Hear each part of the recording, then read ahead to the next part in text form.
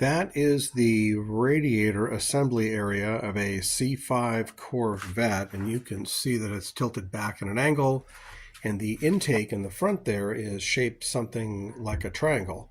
So since a Corvette, a C5 especially, doesn't really have a grill, as you would imagine, as most cars do, all of the air for the radiator is sucked in from underneath the front of the car. So the radiator is under here. Now, a lot of people forget to check this, and I didn't for about 6 months after I bought the car. When I did look in there, there was a whole bunch of stuff. You can still see a few leaves and whatnot stuck in there.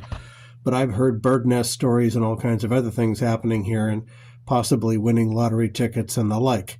So I would take a look in here and see if you can vacuum a bunch of stuff out of there, plastic bags and whatnot, because since these cars do have a bad habit of overheating, keeping this area clean is a good idea. And when you do it, I would recommend a brush of some kind. Don't use a plastic vacuum cleaner tip because you'll bend up the radiator, which is no good.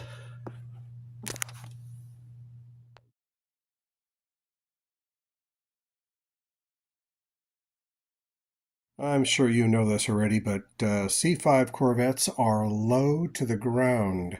In fact, the plastic air dam here, you can't really even get your shoe under it. So they're prone to smacking all kinds of things, including parking lot barriers and whatnot. So if you've got an extra couple of bucks, I would get those little doodads and clamp those on the radiator supports. Actually, they're the supports for the front of the fascia, or the rubber front of the car. You can already see that I've nailed those 2 or 3 times. But that would definitely be something that I would stick on the front of the car. Minimal expense, 2 bolts, highly recommended.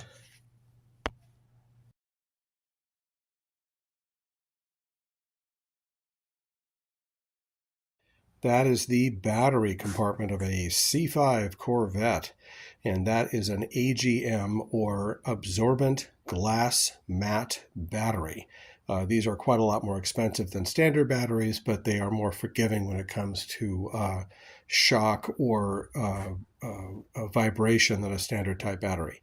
The reason you want to use this kind of a battery in a Corvette is that General Motors put the computer system for the entire car under the battery. So if the battery cracks or leaks, it will leak and ruin the computer system and all the wiring, which will be quite a lot more expensive than a expensive battery.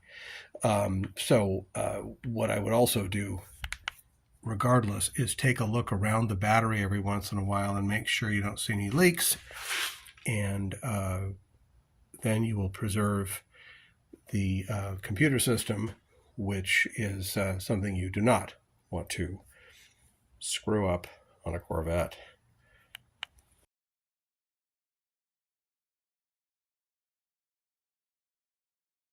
That is a fuse box in a C5 Corvette.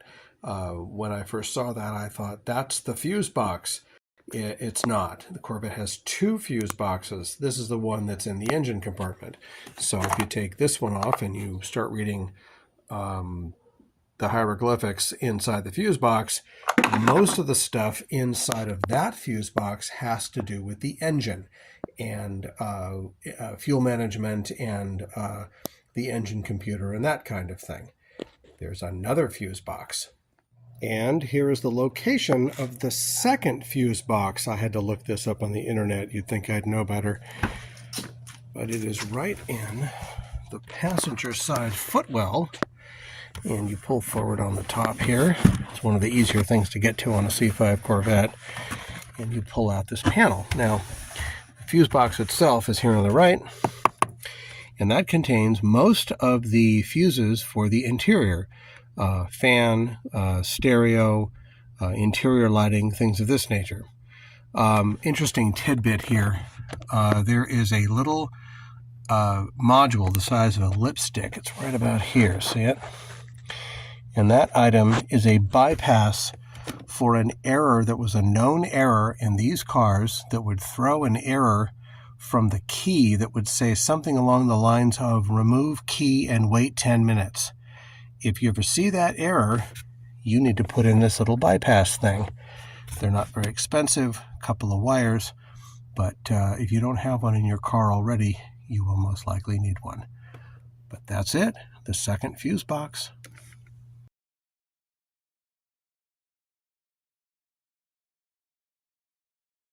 Okay, so door hinges. This is going to sound like a boring subject, but it really isn't. These door hinges have a bad habit of making clicking and clunking noises when you open and close the door when they get old. And I thought that the door hinges were just past their time, as it were. However, that was not the case. What I found out after I hit them with lithium grease on the top, which is where you would think you would hit them with lithium grease, that's not where you hit them. Way at the back on the right side there, where that bar is, there is a wheel. And that's what you want to hit with the grease. Work it in with a toothbrush, works out pretty good. And then, of course, hit the other parts where the door hinge moves. But that's the main location, which will get rid of that clunking noise every time you try to open and close the door. And after I did that, the door closes like this. No noise.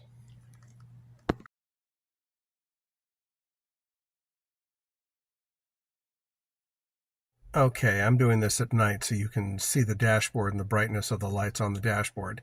You can see that the light on the top, the clock, is bright and kind of matches the rest of the dashboard as far as luminance is concerned. And the problem is with these cars, in many cases, I will turn on to run. You can see that the display on the interior temperature control is approximately the same brightness as the clock. What starts to happen is this temperature control starts to get dim, and it'll keep getting dimmer and dimmer. And the problem is that the soldering or the connections to that display start to get weak over time and need to be resoldered. It's a matter of taking this unit out of the car by removing the console and the shifter and whatnot to get that unit out of there. But the idea is you have to resolder the connections to that, and then it will be back to equal brightness of the clock on the top. There are a number of videos online that show how to do this, and you need a very small-tipped soldering iron to do it. You can't do it with a large soldering iron like a shop style. You need more of an electronic unit to pull this off.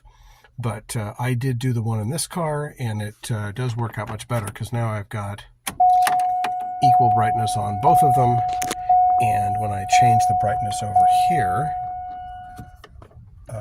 it does in fact operate in the same fashion on the top and on the bottom, just like a new car. How do you like that?